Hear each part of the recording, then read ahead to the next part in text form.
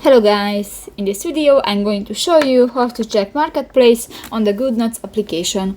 But first of all, I just want to mention, please don't forget to subscribe to our channel, because at 100,000 subscribers we are going to show you our YouTube revenue statistics and growth strategy, how to make money online.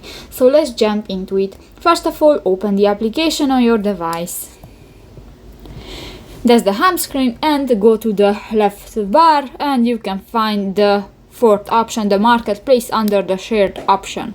In the marketplace section you can find the home, the creators, the brand, the planners, the stickers and the saved section.